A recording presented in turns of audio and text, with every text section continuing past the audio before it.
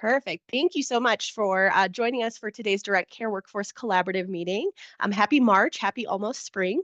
We're so excited that you're able to join us today. We have some great information to share and hopefully some stuff you can use out in the field. So yeah, we'll go ahead and dig in here. Just want to do a quick overview of today's agenda. We're just going to do a quick welcome, some attendance, a little bit of level setting if this is your first meeting.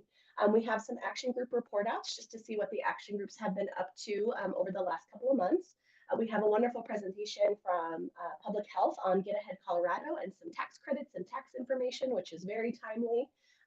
Heather from our team is going to do a quick overview of long-term services and supports, and then also give us some direct care worker survey results. We have that information posted now, so we're excited to share that with you and kind of go back to what we talked about in December and close the loop a little bit. I'm going to provide you with some rural provider sustainability updates and some next steps on how to get involved with that project as it moves forward. We will have time for an open forum, for announcements, resource sharing, anything like that. And then we'll go ahead and close out. And I'll ask you kindly to complete our survey. So we're gonna move right in. Just since there are, right now 25 of us, hopefully more will join. We're not going to do introductions traditionally. We're just going to do a bit of a roll call in the chat. So if you wouldn't mind just putting your name, your location, and your role or your title in the chat, we can get an idea of who's joining us today. Perhaps you see some familiar faces. If you're using the phone and you're not able to use the chat, you're welcome to press *6 to unmute your line or *9 to raise your hand. And I'll be able to take your attendance verbally if you want to report. If not, that's okay. You can just hang out in the background as well. So we'll just do a quick little roll call. And I'm going to make sure that my sound is good. I'm getting over a cold a little bit. And then also I like to move a lot when I talk. And so sometimes I come in and out. So just raise your hand if I start getting a little wonky. And I'll make sure I readjust. All right. If this is your first meeting, we're so glad you found us. Welcome. So this is the large quarterly collaborative meeting, but we do have action groups as well. So the quarterly collaborative, this meeting, is a lot of information dissemination. We hope to connect you with other state departments and information that they're working on as well related to this work. But we also have the action groups. And so you can get a little bit smaller groups with a little bit more action oriented, a little bit more opportunity to engage. And those are training and career advancement, compensation and benefits, and value and awareness. Stakeholder voice is paramount. We have a leadership team made up of completely stakeholders, and we really like this to be a stakeholder-led initiative. HICPUF is happy to kind of facilitate and run these meetings and things like that, but when it comes to the action that we're taking, it's really stakeholder-led. So the purpose is just to advance the public general awareness of the direct care workforce. The collaborative advocates for improving compensation and benefits, training and career advancement, and publicly recognizing the significant value of the workforce. Just want to ensure and envision that consumers are receiving high quality support and care from a strong workforce of skilled and qualified workers who are well compensated, well trained, well respected, have opportunities for advancement, and have highly sought after jobs. Really focusing on that recruitment and retention piece. And so that's really where our focus lies. Those few things, not a tall task at all, but it's something that's really important to us. And we hope that the information in today's meeting will kind of help close that loop for you as well. This is just a quick overview of who we have on the Direct Care Workforce Collaborative Leadership Team. A handful of them are here with us today. Hopefully you'll get a chance to hear from them just throughout the conversation. But one thing I'm not going to name everybody off, but one thing I will point you to is just the difference in roles that we have that make up this group. I love that we have anyone from members to HR folks. We just have a really broad experience level within our leadership team. And I think that really speaks to just the broad audience of the collaborative as well. So really happy to have these folks on board. Hope you get a chance to visit with them and meet them either in this meeting or in one of the action group meetings. All right. We are going to run some polls. I think we have enough folks here to go ahead and do that. I usually like to wait until a handful of folks have joined because there's no sense in polling if there's only 5 of us here. But I'm going to go ahead and run some polls here just to get an idea of who else is joining us. And you can see it typically a little bit on a broader audience, get a chance to see kind of where things are. So I'm going to run the first one here. And this is really just regionally. What region do you represent? We love to know that folks are joining from all sorts of regions all across the state. We want to hear from everybody.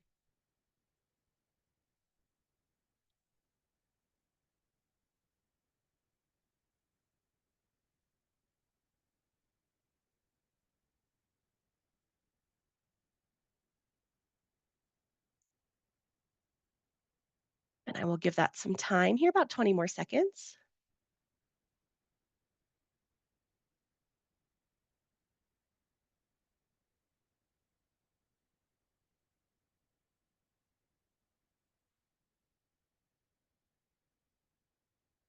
All right.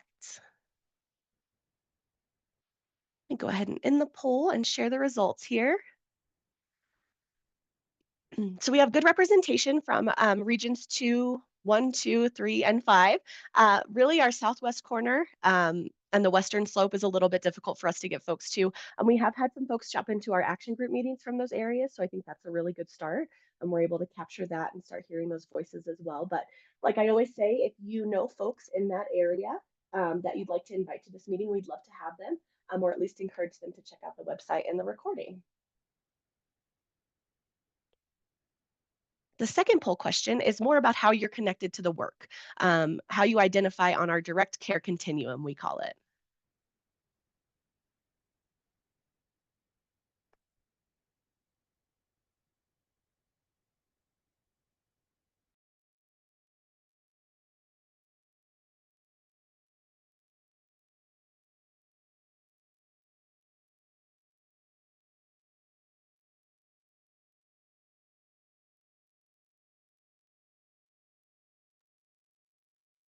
Give it just a few more seconds here.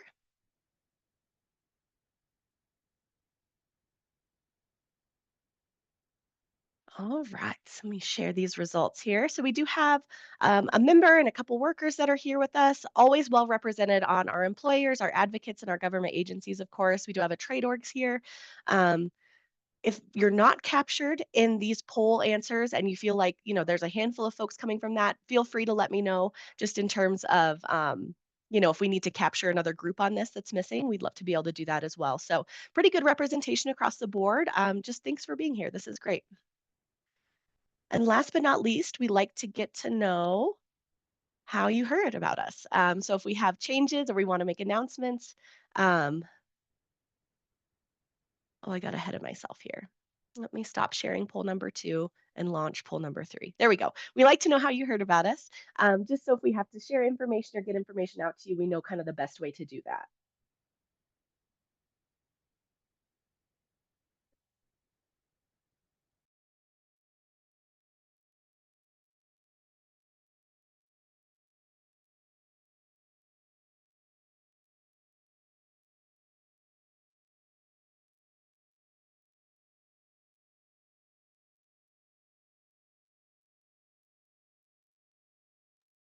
Give it just a few more minutes here.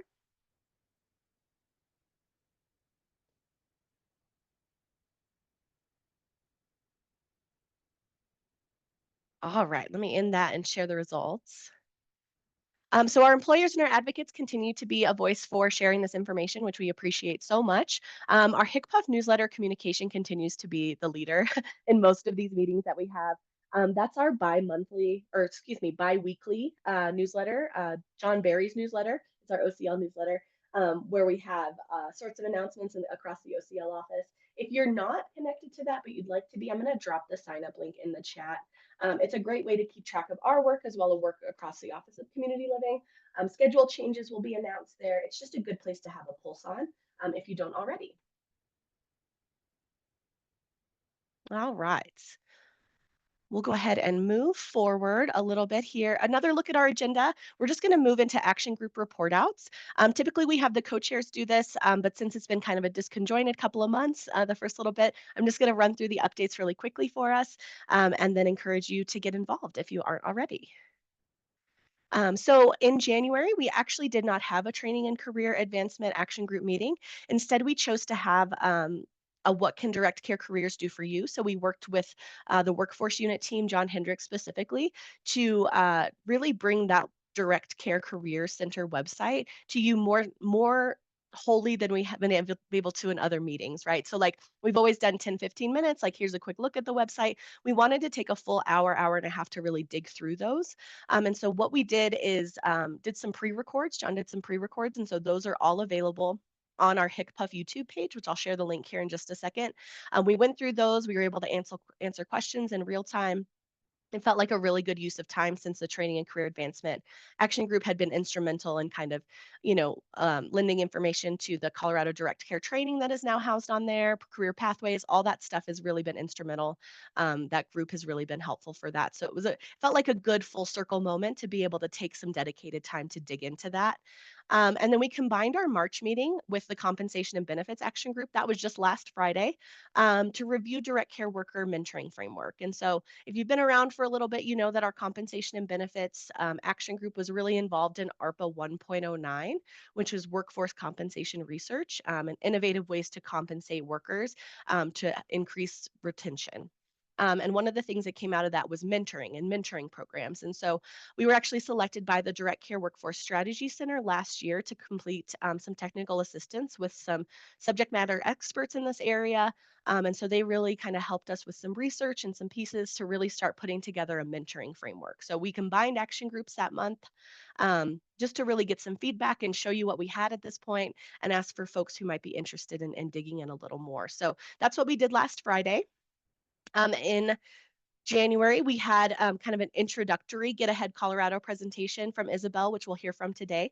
Again, just kind of touching on those topics as it was really early in tax season. We just wanted to get it on folks' minds. And then today, have a chance to maybe spend a little more time. A few more people are able to join us today. And so we'll get with Get Ahead Colorado here in a little bit as well. And then Value and Awareness is nose to the grindstone working on Direct Care Worker Appreciation Week planning. That will be the first full week in April, which is April 5th through the 12th. We sent out an announcement in the provider bulletin. We have a media toolkit. And so if you're really interested in learning more about Direct Care Worker Appreciation Week and what we have going on for that, our meeting with Value and Awareness, our next one will be Friday, March 28th at 1 p.m.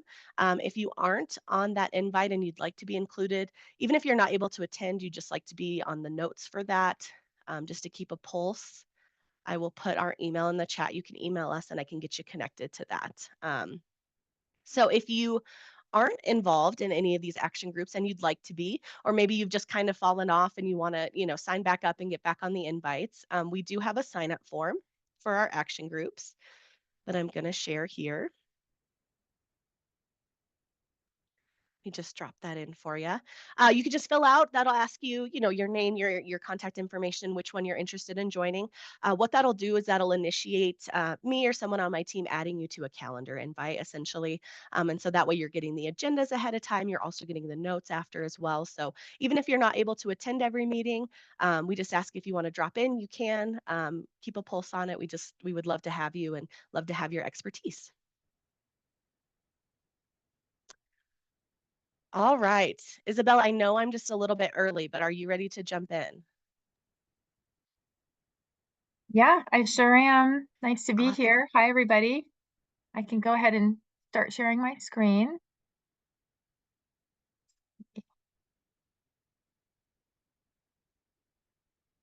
Okay. Can everyone see that and hear me okay? That looks great, and you sound good. Okay, awesome. And let me move these little faces out of the way. Here we go. Okay. So thanks, Brooke, for having me today. Again, I'm Isabel Dixon. I'm the Economic Mobility Program Manager at CDPHE, and we have a tax outreach campaign to help more Coloradans take advantage of these incredibly powerful refundable tax credits that can really add up in our maternal and child health program. And the campaign is called Get Ahead Colorado. I'll talk a little bit more about what it can offer to support conversations with community members. But for now, I'm just glad to be here to talk about this family affordability tax credit, why it matters, some other credits that can be incredibly powerful for low and moderate income families. Tax credits are really a little bit of good news right now in a time of incredible uncertainty. because Colorado has a supportive tax code. It has a number of credits that other states don't have. It's leading the way right now in the country as far as delivering supportive money, thousands of dollars to low and moderate income families through tax refunds. And care workers can really play a critical role in connecting community members to tax credits and increasing financial well-being and health outcomes. So today I'm going to cover a baseline of information. I know many of you may be well aware of what tax credits are or already even connecting people to this information. Some of you may be completely new to tax credits and need some background on why they matter and why they're actually kind of exciting this year. So I'll do a little level setting to make sure we're all on the same page. Well, let me go back for a second. We'll also talk about who's missing out and what's new for this season and some options for free tax filing and how to quickly connect people. So I'll start with baseline information, level setting about what tax credits even are. They are decreases in the tax that we owe. If no taxes are owed, tax credits are money refunded back to you if they're refundable credits. It's either knocking money off what you owe, or if it's refundable, giving you a payment as a refund, as a check or a direct deposit right to your bank account. So to receive tax credits, you have to file. You have to file a federal and state tax return to receive all the credits that you might be eligible for. Why do we care at public health and the HCPF and early childhood and those of us who work in the care workforce who support getting resources to people? It can be a lot of money. It's flexible money that families can spend how they choose. And we know that poverty is a root cause of poor and inequitable mental and physical health outcomes. We also know that 1 in 5 Coloradans don't claim their earned income tax credit. They just aren't aware that they're eligible. And this is millions of dollars left on the table every year that people are not getting. You can see some of the health and educational impact of tax credits that the research shows us, specifically decreased infant mortality, decreased low birth weight.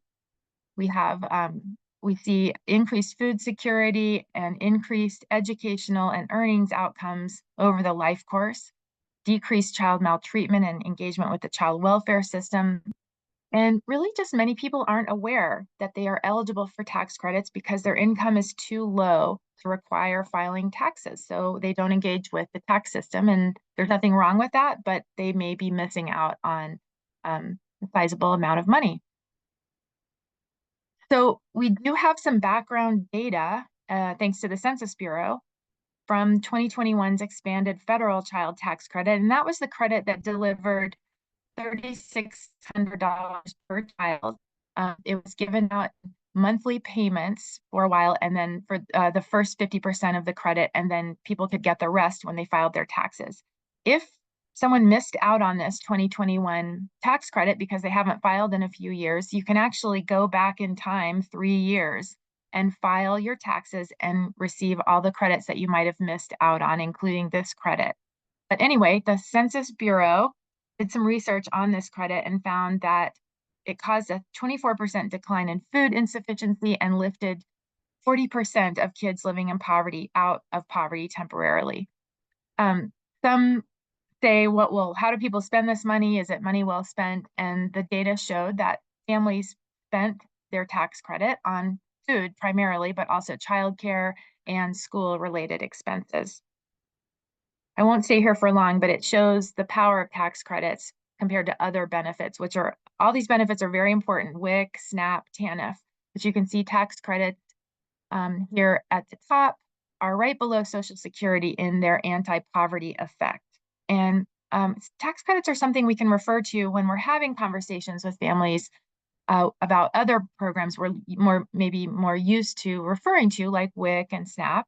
And it's thinking about bundling tax credit referral with other benefits referral. Unfortunately, some populations are missing out at higher rates. They tend to file at lower rates for various reasons. And we have a particular focus at Get Ahead Colorado on reaching these individuals so that they can claim their credits. Low income, as I mentioned, often just don't realize that they're eligible because they don't have to file. New parents and caregivers, especially grandparent caregivers, may be missing out. That's if a child lives with them for 6 months or more during the year. Immigrants, refugees, and newcomers tend to file at lower rates. That's usually due to a lack of trust with engaging with the tax system. We'll talk a bit more about that in a moment. Families and individuals whose primary language isn't English tend to file at lower rates. People living in rural areas, often because they don't have access to free tax filing services or even paid services in some places. And so these are some of the groups that we just want to be aware of, trying to make sure that they're aware of their benefits that they may be able to get. So I mentioned this already. I think I have this slide in here twice. This is just what tax credits are. Apologies. You have to file with a Social Security number or something called an individual tax ID number, or ITIN. So a Social Security number is assigned to citizens and some residents issued by the Social Security Administration. If you don't have a Social Security number or you are not eligible for one, you can file with this ITIN number issued by the IRS. Some credits are available only to people with a Social Security number, but there are some credits. Certain credits are also available to those who use an ITIN. So our current law prohibits the IRS or the Department of Revenue from sharing personal data with other government agencies. So in the past years, we've shared that and encouraged people to file their taxes using an ITIN. This year, the situation with the new administration is changing quickly. We don't know where it's going to end up, nor do our partners at the Department of Revenue or at tax filing sites. But people, unfortunately, are already avoiding filing in an abundance of caution and missing out. We're mainly taking a wait and see approach with this situation, recommending that people think about filing later to see what will happen with this law, or potentially it's not filing at all. You can also file late if you don't owe taxes. You can file all the way through October. You can file if you do owe taxes, but you have to pay a penalties, and you should do that. But if you don't owe taxes, there's no problem filing all the way through October. It just, because they owe you money, it's fine to file late. You have to file for an extension, but it's really a decision that clients have to make for themselves, and we avoid giving specific direction about how to approach this because the situation is so uncertain and changing so quickly right now. So some good news, the Family Affordability Credit. This is new this year. This passed into law last year. It is a powerful credit that helps people connect to up to $3,200 per child who was 5 years or younger in the tax year, and up to $2,400 per eligible child between 6 and 16 during the tax year. You do have to have one or both of the caregivers have to have been a resident of Colorado at least part of the year last year, and there are income limits. So the amounts vary based on income levels, with higher credit amounts for lower income levels, with the maximum being $3,200 per child. There are also many other credits. I won't read this slide, don't worry. This is really more for reference and to show you some of the amounts that can really add up. You have a $7,830 credit with the earned income tax credit. That depends on your income and how many children you have. So if you had 3 children, it doesn't go over 3 children, and you were below a certain income, you could get up to $7,830 with a 38% state match this year. There's also a $2,000 federal credit that is not refundable, but part of it can be depending on your income. And then a smaller credit available, child tax credit from the state. We also have a savers credit that we have a link to, I think, Brooke, that is for people who are saving for retirement. That's not on this slide. There's so many credits, it's hard to share them all in one place, but there's also credits for educational expenses, childcare expenses. There's a small Tabor credit this year, and you have to file, though, to get all of these credits refunded to you. You don't have to worry about knowing all of this detailed information or remember it, including the Family Affordability Credit. You don't have to know this information. To refer people to tax filing, that's because the tax software that people use, including free tax software, and tax preparers, whether they're free or paid preparers, will connect filers to all of their credits. That's their job. They know the tax code inside and out, or the software just pages you through the questions. What is your income? How many kids do you have? And calculates all the credits that you're eligible for. So you don't have to remember this or know anything about the tax code at all. All you have to do is really just ask the community member, are you planning to file? Do you know about tax credits, that it can mean money back to you and a refund? And then refer people to free tax filing and more information. You can refer them to 211. Those operators are trained in talking about tax and connecting people to free tax filing support. Or you can provide information from Get Ahead Colorado. That's another good place to start. Hacia Adelante Colorado is the Spanish version of the campaign website. It's mobile friendly, as you can see here. And it's a public information and media campaign. It's vetted by the Department of Revenue. Started at Gary Community Ventures a few years ago, and then they transitioned it to us at CDPHE so that we could work with partners like you all and early childhood, human services, folks who work directly with families to help people understand the power of these resources and to get information, correct, up-to-date information on how to claim. Get Ahead Colorado has some free tax software, high quality, called My Free Taxes. That is the same software as Tax Slayer, if you've heard of that or seen ads for it. There's also links to free in-person help. You can take a deep dive on the credits I talked about there. The information is all there in drop-down menus. And there's also something new this year that we're pretty excited about, Tax Credit Calculator. And I'm going to demo it here in just a second, but you can start the conversation just by sharing a link to this Colorado specific tax calculator where someone can answer just a few questions. So here's what the calculator looks like. And I'm going to start over here with, I'm going to say that I am, let's see, let me start over here. So what you can do is allow the calculator to load before you put the information in. You can say whether you're filing with a spouse, married, or single. I'm going to say single. I'm going to say I have one child under 5 and one child, let's say, in high school. Let's say that I make about $40,000 a year. Just pick that number. And so let's say that I'm paid monthly and I bring home about $3,500 before taxes every month. Hit calculate my tax credits.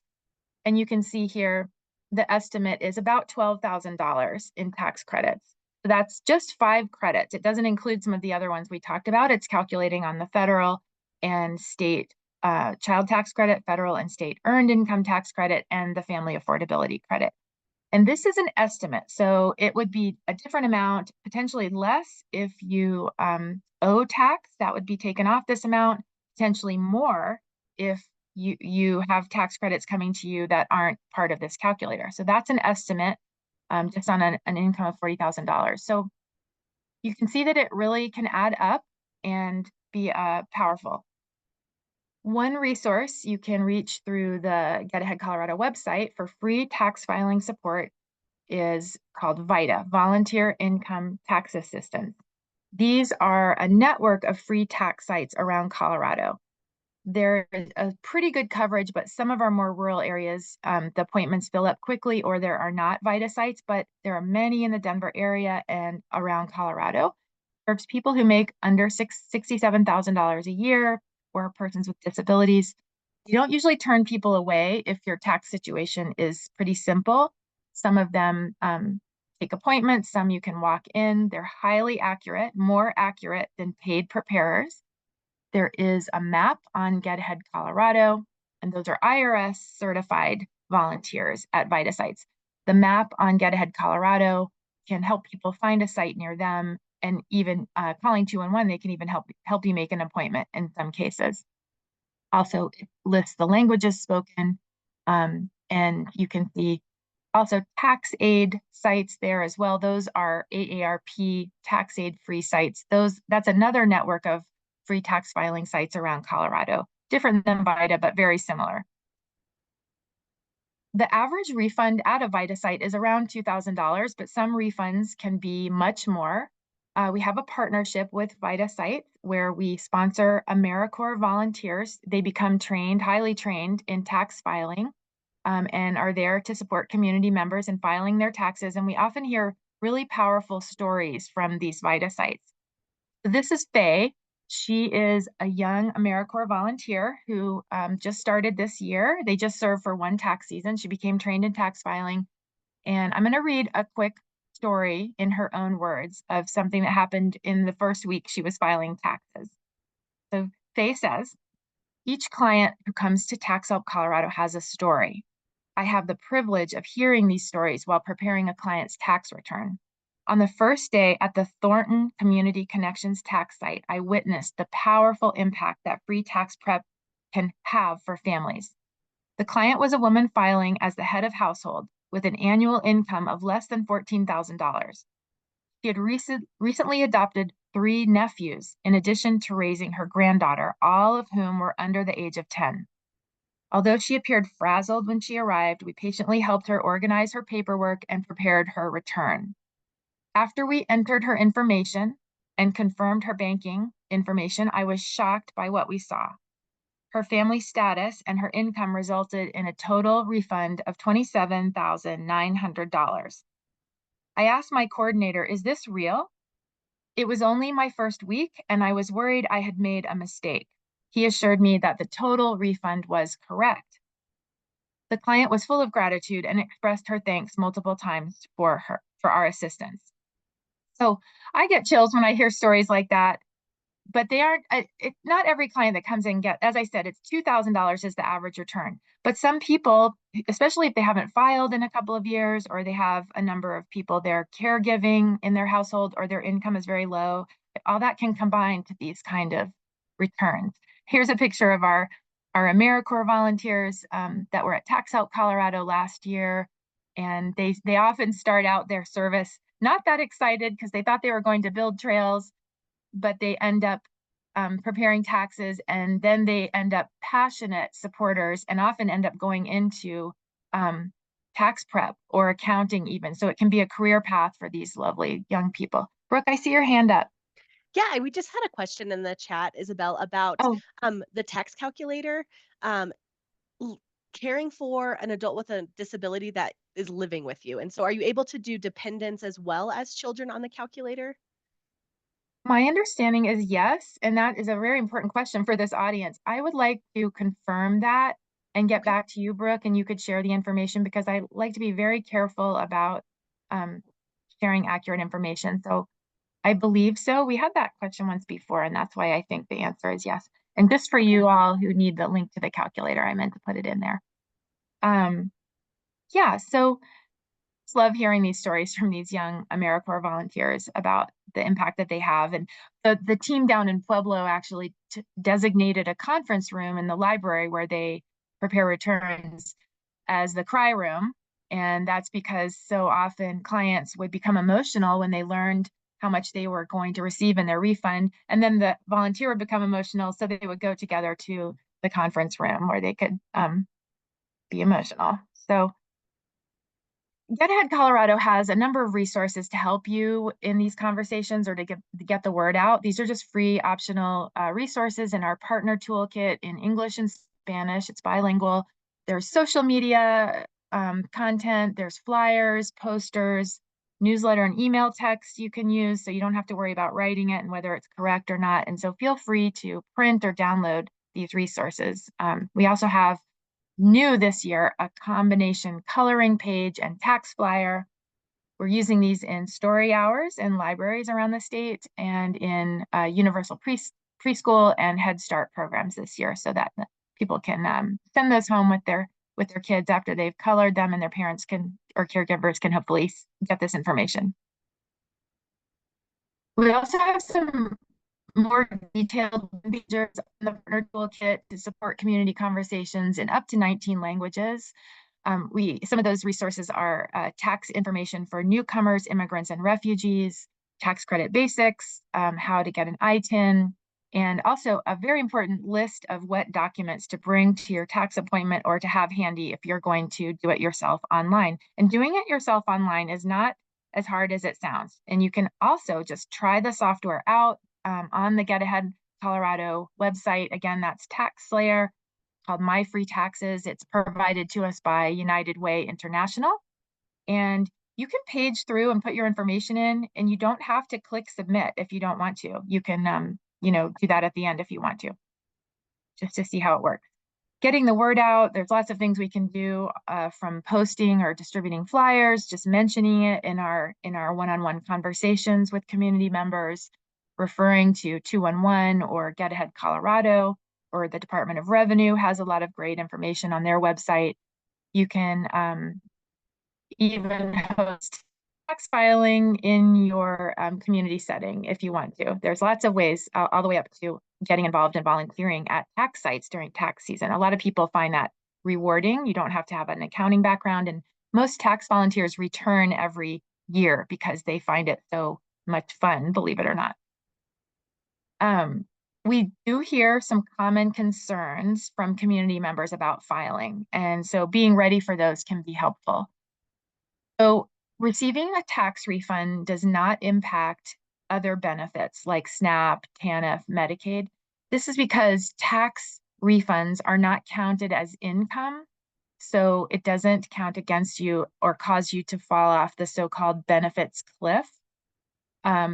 You often can claim credits with very minimal income or even no income in some cases. Parents, as I said, can use an ITIN to file if their children, for some credits, if their children have a social security number. So if the children were born here and do have a social security number. There are a number of concerns, and these are well-founded concerns about tax fraud because there are so many scammers out there. And the advice to give there to your community member is really just to make sure that you are using an IRS certified preparer. So you want to make sure that it's not just someone who says, oh yeah, I can help you with that, and potentially takes more than they should, or charges, even H&R Block and those preparers do charge a couple of $100s usually per person, which is money, out of people's pockets. And some private preparers pay, they charge even more than that. And you can get this done for free in many cases. Brooke, you have your hand up. Is there a question in the chat? No, actually, we can only see the tax calculator, so I didn't know if you were sharing slides Oh, right I'm now so too. sorry. So let's see, how do I get back? Yep, my bad. I'm sorry. No, I was like, this is good. Oh, perfect. There I it had is. a lot of pages here. Let's see, I had a lot of pages here. Didn't I? What did we see? I'll just page through here really quickly. That's our VITA volunteer. Mm-hmm. And our AmeriCorps. We saw that, We did, right? yes. Uh-huh. Okay, so I think we stopped maybe, I don't know where we stopped, but apologies that I was on the calculator for so long. Did I we think we're see right them? there. Yeah. Yeah. Okay, the materials Perfect. and the coloring page and the common concern. Perfect. Thank you. Thanks for letting me know. Apologies, everybody. So I do want to mention a new credit that's coming next year that's particularly important for you all. It's called the Care Worker Tax Credit. So it will be available to claim in the next tax season 2026, for this tax year. So you would want to be tracking your hours worked right now. It's a new refundable credit of $1,200, and it's a state credit, so you have to file a state return to receive it. And it is for people who care for children who are not their own, and also for healthcare workers. There are income limits, and there's going to be more information forthcoming. I'm going to pass it to Brooke for a moment to talk about HCPUF's role in this credit. Yes, and Heather, feel free to jump in too if I miss anything. But right now, we're just working with the Department of Revenue really to push out some information. We're hoping this summer we'll have a website up, or the Department of Revenue will have a website up with some information on how to track, how to claim, who qualifies, and that kind of stuff. So HCPUF is really kind of standing in the middle of facilitating this between like employers and providers, and then the care workers themselves. And so all that to say, stay tuned. Probably in our June collaborative, hopefully maybe the website will be live at that point. But right now, just in conversation with the Department of Revenue to get really the logistics kind of sussed out. Heather, anything to add? I'm not sure if I see it on the slide there. So there's a 720 hour in a year working requirement. So just keep that in mind for the care worker, 720 hours in that year. And what HCPF will have to do is provide all the provider agencies' names and EIN to Department of Revenue, and then they will, then the providers have to provide the information to Department of Revenue. So, you know, we will at least have the list of all the providers that are doing this. It applies to long-term care, home and community-based services, care workers who work in nursing facilities and home care agencies. However, certified nursing aides, so CNAs, are excluded from the tax credit, and that was something related with the bill. So just calling that out. So it does encompass a lot of care workers, but not all the care workers. That is all I have on that one so far. Thank you. Thanks, Heather. Thanks, Heather. And I think the way that early childhood is handling it for those early childhood workers who may be eligible is they will maintain a registration with an attestation, and I don't know, maybe it'll be similar with HIPAA, because it's forthcoming, right? I think so. Yeah, I think ideally we'd like to work with early childhood to make it at least a similar process. But of course, it's a little bit different since they have a little different providers than we do. But yeah, I guess Yeah. stay tuned. Yeah, there's time. You know, we're just in the tax year, and really a year from now is when people need to have that information ready and ready to file. Okay.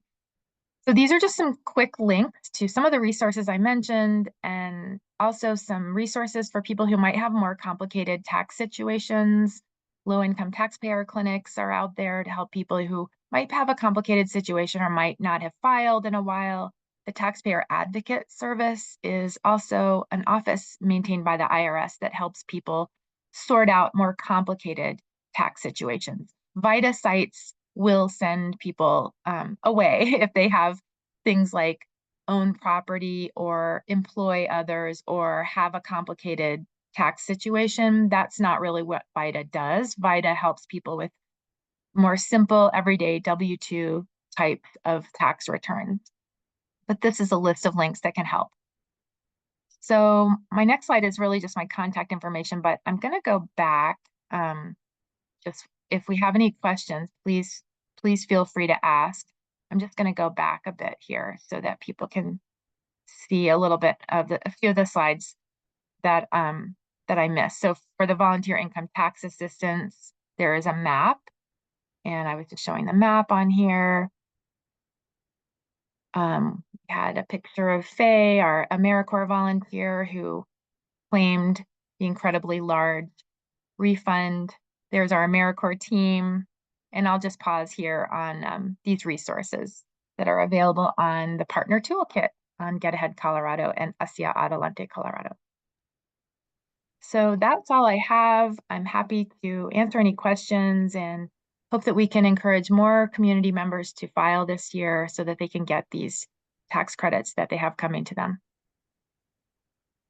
The only other question we had in the chat, at least during the presentation, was just if we will provide access to the slides. And of course, I'll work with Isabel to get a copy of her slide deck, and we'll include them with our slides in the recording that we post to the website. So we'll make sure you have all this great information in one place. Thanks, Brooke, and thank you so much, everybody, for your time today. Thanks for having me. I will stop sharing my screen. Isabel, if you might want to drop your contact information in the chat for folks, maybe if questions bubble up after the presentation. And certainly I can always get you connected as well as questions pop up. But we're really excited. We hope that folks are going to be able to take advantage of this and just sharing the word and sharing the information. And like you said, Isabel, a little bit of good news in an uncertain time. So we love that. And yeah, any other questions? Thank you.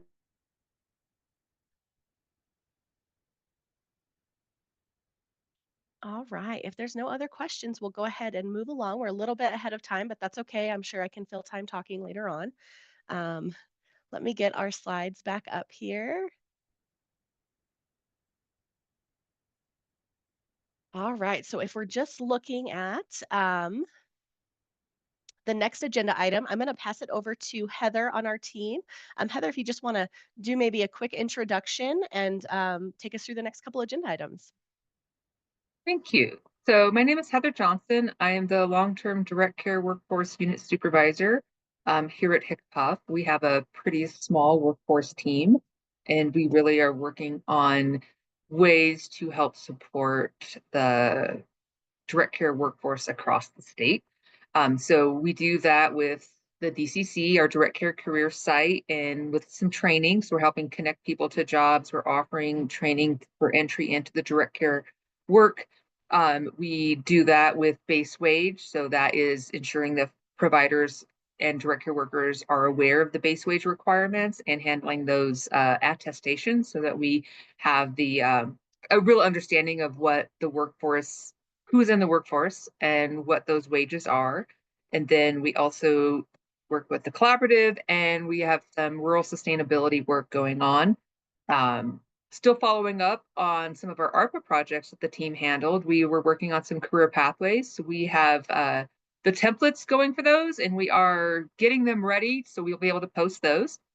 And data infrastructure is the other big part of what we are doing, really trying to understand the direct care workforce supply and demand within the state. And so I wanted to give a little bit of framework just on long-term services and supports, like who is in that. So I have a couple slides that just represent, and these are the numbers from last fiscal year. So we have 10 waivers in the state. The majority of the folks served are on the elderly, blind, and disabled waiver with a little over 31,000 members. The next largest waiver you can see is the developmental disability waiver with a little over 8,000. We have supported living service waiver and the community mental health service waiver. Those are all for adult waivers. They are listed on these slides by amount served. So there's some, you'll see a mix between adult and children waivers. CES, our Children's Extensive Support Waiver, a little over 3,000, and the next slide has our other 5 waivers. So, there's probably some stuff in the works to combine the Children's Home and Community-Based Service Waiver with the Children with Life-Limiting Illness Waiver. So you'll see that in the future combined into one waiver, but the number won't change too much. We have 780 served on the brain injury waiver, 364 served through CHIRP, and 328 members served through complementary and integrative health services waiver. So just kind of an idea of the amount of the diversity of the folks that we are working with and who our direct care workforce is working with. So just provided that just so folks kind of have an idea. I think we sometimes operate in silos and maybe don't always, we know what we know about the services we're in, but just painting a picture of who's in that larger LTSS. And with that, we'll go into one of our big data infrastructure attempts. We took a stab at actually surveying direct care workers themselves. Why are you here? What keeps you here? What might make you leave? And so we did 3 years of surveys, and we have a combined survey report that is now posted. You can see it on the website, and you can also view it as a PDF or download it as a PDF there. So wanting to call attention to the server and the survey, and we have shared this information out before within slides, but now we actually have it posted. I wanted to touch on some of the common themes. The biggest thing we've seen year over year is access to benefits is the biggest reason why people leave. If they are not able to have their healthcare needs met or retirement, then that is something that leads to workers leaving this field. We, in our first year of the survey, we asked, and that's when we learned that more than half of folks didn't have access to benefits. And so then we did a deeper dive, and you'll see those responses in the survey. Another common theme I wanted to point out is the overall satisfaction for the work is high. You do see a drop between in the last year, and I think we can we can make some inferences of why that is. That's post-pandemic. It's also when inflation really started hitting, and although folks had a bump in wages, it didn't necessarily help them because everything else went up. And then you'll see that with the, I think also tied into the wage satisfaction decline. And so it's still above 50%, but it definitely was a big drop in satisfaction with wages. And that makes sense. Things started costing a lot more money. So that the increase they may have received with that base wage increase didn't really carry over to actually being able to have that purchasing and buying power. I am just curious if any folks have looked at the survey now, or have any ideas about maybe future survey questions we should ask. I'm just putting that out there for folks to feel free to let us know. The survey is anonymous. We do not collect their names. And so while people do provide comments in the survey, or they have that option, we look at being very general with the comments because we don't want folks to think that they're being identified in there. So we strive to make it an anonymous survey so that folks feel comfortable in responding accurately. So some of the challenges that we have with that is then how do we get that survey out to folks? So in the past, we have made it available through our constant contact. We've asked our provider organizations if they're interested to help share the link. We've asked our advocacy orgs if they're interested. For CNAs, we asked the Department of Regulatory Affairs to send that out since they have that contact information. So we do try to cast a lot of lines to get the information out. This year, we'll be happy to put that link on the Direct Care Career site. So folks already signed up on that site will have access to it. So we just invite everyone to help radiate survey links so that we could get that information out to folks. And now that we have the 3-year survey up there, then we can add additional years and really kind of see what is changing over time. We definitely would like to drill in certain areas, but it's also a challenge because we are going across the continuum of care. So we definitely welcome feedback about the survey, maybe different areas to target in to kind of see what we can ask and what that information can yield. I know often people don't want to ask questions because they don't know what to do with the answer. And we're really trying to avoid that and ask. We may not have a solution, but knowing about it is pretty important.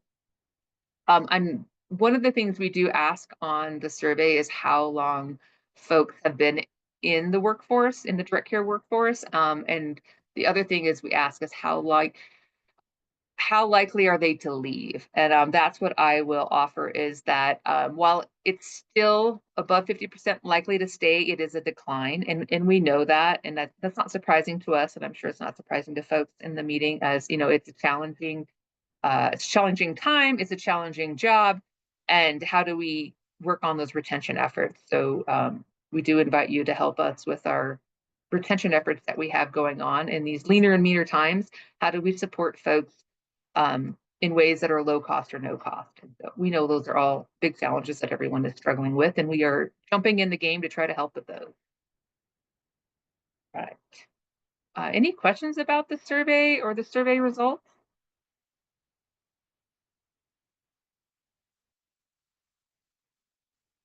I did drop the link to the survey in the chat and then also our email address as well in case you have some thoughts that pop up. I'd also be interested if this is the first time you're hearing about the survey, maybe if maybe we're missing, like if you didn't hear about it through one of the channels that we're using, perhaps maybe letting us know how you do get your information or perhaps how we could connect with you to get this information out. I think that would be helpful as well. Hopefully it's not the first you're hearing about it, but it could be. All right. Let's see, there is a question. Lauren, can you provide an update on the status of direct care careers and the timing of rolling out direct care careers training core curriculum videos? Excellent. Heather, John? Yeah, can I ever? Just I'll steal John's thunder real quick. Great question, Lauren. If you guys are not aware of directcarecareers.com, we are inviting you to be aware of it now. Sign up. Sign up is free as an individual user. You can sign up for the site. If you are a provider agency, you do have to be a HCBS provider agency, long-term home health, or a PACE provider. And CDOS is also included with an HCBS provider. We do control the provider agencies that sign up on that because we want to maintain the integrity of the site and the job postings that are on there and really have it benefit our workforce. So we can, I just checked today, and there's 580 individual users signed up. We say workers, but the users, they could be natural supports. It's really a broad category, and we have 94 provider agencies signed up, 28 CDOS employers signed up. So those are all the folks who are actively using the site. And as of last week, we had 1,666 training modules completed. And so the directcarecareers.com site is where the free training for entry into direct care work, the Colorado Direct Care curriculum is. And so the modules are all on there. In addition to those modules, there are also essential skills modules, so more of the soft skills for folks maybe entering the workforce and working on boundaries and even on their own development. So there's 20 training modules on there, and then there are also 5 career development modules, kind of showing folks where they can go from direct care work into the greater healthcare world, should they choose to. So I will reiterate, the training is free to use. It is available on the website. We have been messaging it through the provider bulletin. We've been messaging it through the OCL newsletter. Again, if you see other places that we could message that, please let us know, and feel free to send that out to folks. John has done several YouTube videos, which are available, how to sign up as a provider, how to sign up as an individual user, and like features of the site. So you can go and look at those at your own time. If you run into any problems, we invite you to email us. I will say one of the biggest snags for provider agencies signing up is their name that maybe they go by, their business name is slightly different. Maybe there's a comma LLC or a comma Inc. And so John does cover that in the how to sign up video. But we can also help folks with that, making sure that they're able to sign up on the back end. Does that help you, Lauren? Hopefully that answered your question. And we also do have a survey going out. It went out to the DCC folks, signed up, and we're going to put it in the newsletter about the training. So just trying to get some information and more feedback about the training modules. So you should probably see that in the next 1 or 2 OCL newsletters. So we invite folks to take that survey and provide us some feedback there as well. And so just for some context too, Heather, John, so 1,600-ish modules completed. When did those go live? Do you know off the top of your head? December, maybe? I want to say maybe November, December. Okay. It's all been a whirlwind. Yes, yeah. No, I think that's, I know we've seen a big uptick recently. And so just some context of, in the grand scheme of things, they haven't been available that long, but folks are really taking I would say within advantage. it's the last 3 or 4 months, and it has really ramped up. And so we do really encourage folks to check those out. Even if you have your own robust training system, we would love for you to check those resources out, because we'd like them to be portable, transferable for the workers, to reduce that time to hire and the not requiring folks to take the same training over and over again. They can demonstrate the skills competency, but if they have that certificate for that training, we would love provider agencies to identify that is something they're going to take. Every completion of one of the training modules the individual gets a certificate, so they can download that. It has the name of the module, it has the date they took it, their name. We have worked with CDPHE on the wording of that, so that we are in alignment of that meeting the regulations. So please get in there and check them out. There is a question from Tiffany in the chat. Will there be trainings on Colorado Access for CYM or the CHIRP waiver added at any point? So the modules on there are, they're not really specific to any waiver. I will say they're probably more specific to homemaker and personal care work, and then more of a universal design. And they do have a specialized population. So, working with children, working with an individual with dementia, end of life, there's a bunch of specialized modules on there. Right now, there isn't anything very specific to those, but we would love to put any trainings on there. If we could build trainings, we have the resources to create the training modules if we have the content. And so we could definitely look at that. And we're also looking for opportunities. One of the biggest requests have been training on boundary setting. And we have some entry level on that in there, but that's been probably a training topic that would go across all waivers. So if you ever come across free training resources, send them our way. At the minimum, John post those free training opportunities out on the DCC site so folks can see training opportunities. And then anytime we can get access to training modules that we can load, we'd love to do that too and make them available. Perfect. Thank you, Heather. Thanks for your question, Tiffany. Any other questions about the survey, about DCC, anything before we move on?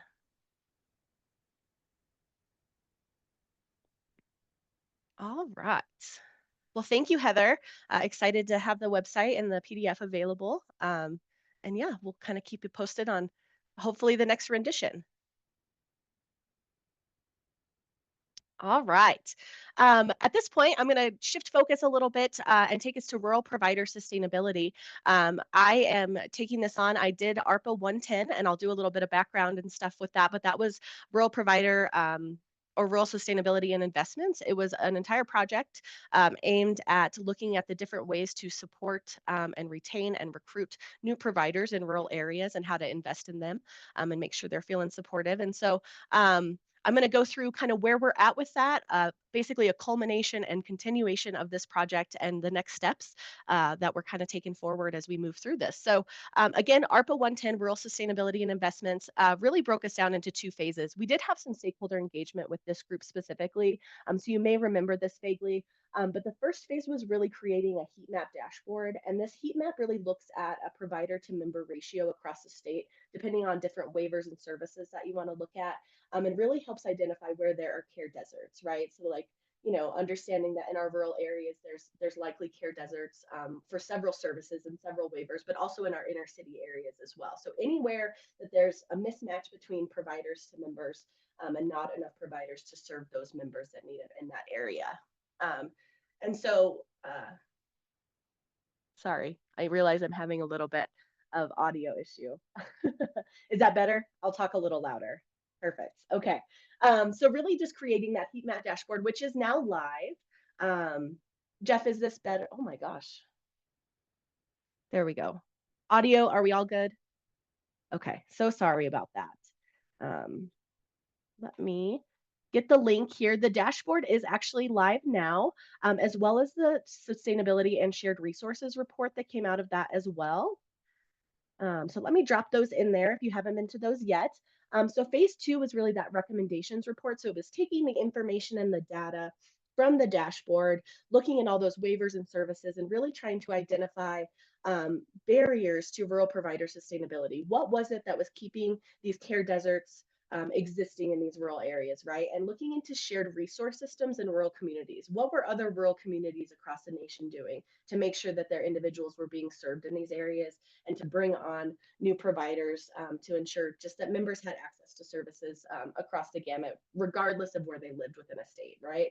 And so we did have some recommendations that came out of that report that really leaned into the focus of not necessarily rates, right? Because we don't know what that looks like year to year, but really like, how do we build shared resource systems that small communities can work together and really lean into each other to maybe spread across some cost or really just working together to share resources that come together. So we have the resource report. I'm going to talk a little bit more about what are shared systems. I keep saying shared resources and shared systems, but really bringing that home and what that means for folks. And so we saw a lot of this coming out of the COVID pandemic with personal protective equipment. Maybe one agency would make the purchase and then everybody else would kind of divvy it up, making sure that everybody had the resources that they needed. So that's just a real simple example of resources, but I think probably in terms of a framework, that is something that we could probably translate into other areas, right? So shared training costs. So if you know that you have, I'm so sorry. I'm not sure what's going on with my audio. I hope it's not my voice because I can't change that, but let me move it. There we go. Is that better? I have it just right next to my face. So if it gets too loud, you'll have to let me know again, right? But if you're a small provider and you want to do some specialized training or bring in a specialized trainer, but it's just a little bit too much for you, perhaps reaching out to your other agencies in town and say, hey, I want to bring in this trainer. Maybe we can all platoon. You can share, you can train your staff, I can train my staff, but maybe we can share the cost across all of us. I think that's an interesting example. Something that you're familiar with if you live in rural areas is the idea of a BOCES or Board of Educational Services. That's a framework that we looked at specifically in this report because it might not be for healthcare, but it is basically kind of a governing agency that represents several different school districts. And, one school district may not need a speech language pathologist full time, but if you share that staff member across several different school districts, perhaps, you're doing that shared staffing, you're all getting the services that you need. Even if you can't employ a full-time one, maybe you can platoon with 4 or 5 other agencies that need that specialized services. Occupational therapy is a big one, physical therapy. And so if you're familiar with rural area agencies and that BOCES example, that's a good example just to kind of wrap your head around what this could look like. Shared administrative costs, office space, human resources, payroll, accounting services, that stuff can get really expensive for small agencies. And so we know that this is not typical, right? You're not typically working together to do all of these things, but really just kind of asking folks to step outside the box, share ways that it's been working, and really helping our rural communities build these frameworks to work together instead of kind of competing. And then the shared staffing and the staffing pools. This is interesting, and this really leans into that BOCES example, right? Like, so you may not need a full-time staff person. You might be able to do part-time, but if you know another agency across town also needs a part-time staff person, that person can work full-time just at a couple different places, right? And so just being really open and transparent and communicative with your other agencies in town, just about what your folks need, what workers need. I feel like it's a good thing for workers to be able to supplement those hours, but also a good thing for agencies to be aware of, like, we can work together and really get these folks the services that they need. And so I apologize, that was kind of all over the place. I'm a little flustered with my audio, but that's all right. I'll just keep talking loud. So next steps for this. Really, we're having some listening sessions. We're going to try to do regionally if we have enough people. And so I have an interest form for you. This is going to take place in April and May. And what these listening sessions are for is really to learn about barriers I'm so sorry. Barriers, how you share resources, existing resources now, and work within rural providers to create frameworks for shared systems. So one thing we like to say is, like, we know that you're making it work right now. We know there are members in these rural communities that are receiving services because of the things you are doing. We know that you'd probably like to serve more. We know there's still a need for additional services to be provided, but you're making it work. And so we want to be able to understand what that looks like for you, the things that maybe you've done to make it work, the ways you've been creative.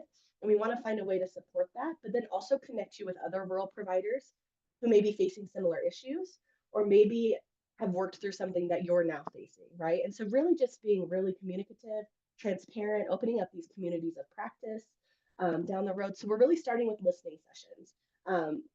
I may not come to these listening sessions with, really satisfying answers about the problems that you're having, but at least I know they'll exist. And it's not me just prescribing these things that I think are problems, because I too live in a rural area. So really being able to listen to you all, understand what's working, what's not working, and then if we have resources to share, we'll certainly do that. But then otherwise, it will lead itself to help design these frameworks to identify and address those specific barriers. So Tara's telling me that, Brooke, yeah, I love you, but your mic is just not working. And I'm so sorry. I don't think I have another mic. So maybe I'll just hold it next to my face. That gives me a lot of feedback, but if it's good for you guys, I'll do it. Okay. So let me just share the interest. Thank you, Tara. I appreciate you. Let me just share the interest form. I can at least get you the information, even if it doesn't sound good, right? I promise I'll get my mic fixed before you come to the listening sessions. That will be my promise to you. And so May and Beyond is really taking the information we heard in those listening sessions and building those frameworks, making some communities of practice, really using that information to inform next steps in this process, right? And so what I'm asking is just thoughts on maybe what would be helpful for providers moving forward in those listening sessions, but then also hearing your pain points. And again, I may not have satisfying answers for that, but at least knowing about them, we can really start working together. Ideally, what you'll have at the end of this is a contact or a network of folks where you can get connected to the right person if that's what you need. You can get connected to someone at Human Services or Public Health that you might need to get connected with, or if it's another agency that we know has kind of worked through these issues, we can certainly get you connected with them as well. So again, just being really transparent, really communicative. I'm so sorry, I'm so flustered. So I'm gonna move us on. I'm gonna share the email for questions. I do hope you'll sign up. Again, I promise I'll get my audio together before we do anything else. But Tara's giving me a thumbs up. Okay, apparently I just have to hold it next to my face. Okay, all right. So listening sessions, that's the first step.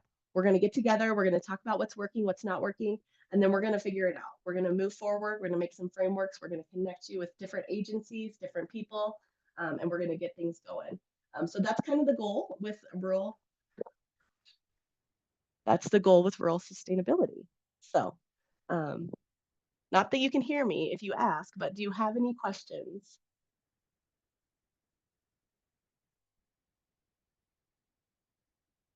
One thing that might be helpful too is I did a webinar about this specifically in November, where my mic worked and everything sounded really good. So maybe I'll include that in the notes for you to go back and watch that webinar if you have additional questions. And then you can sign up for the listening sessions.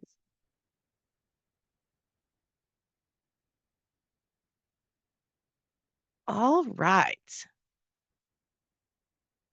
No questions. So let me just take us really into the open forum, which lucky for you, hopefully other people has announcements and can talk. So I'm going to do a little bit of troubleshooting and I'm going to open the floor to folks with other announcements, other resources, other things to share. So I'll be right back with you.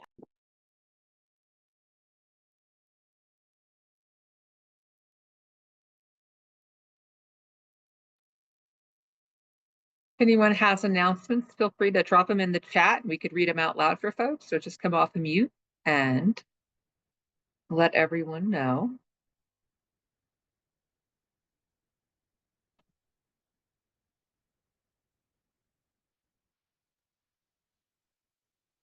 One thing I would like to share is that we do have a topic request form as well. So if there's a topic that you would like for us to facilitate bringing to this collaborative, whether it's from another state department or just a resource that you're interested in, we do have a topic request form that we can have you submit. That basically will go in front of the leadership team, and the leadership team will kind of vet it, make sure it fits with our topics. And if it does, then we'll reach out and try to facilitate that presentation for you for an upcoming meeting, whether it's an action group or a collaborative.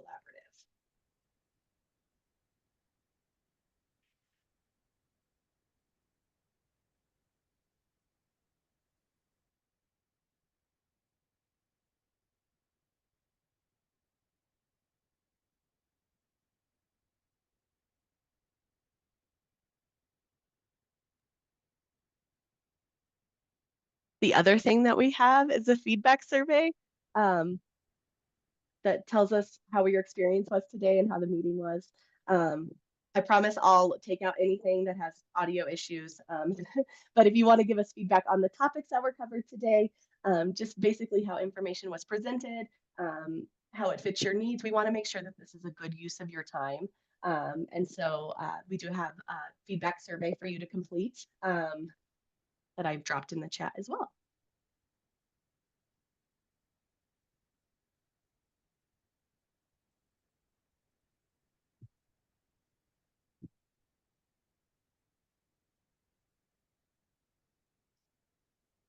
All right. Well, I'm not seeing anything come through. Heather, team, any announcements, resources to share, anything we missed?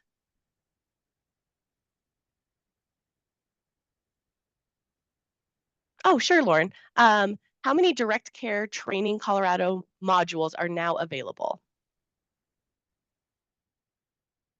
30. They're all on there.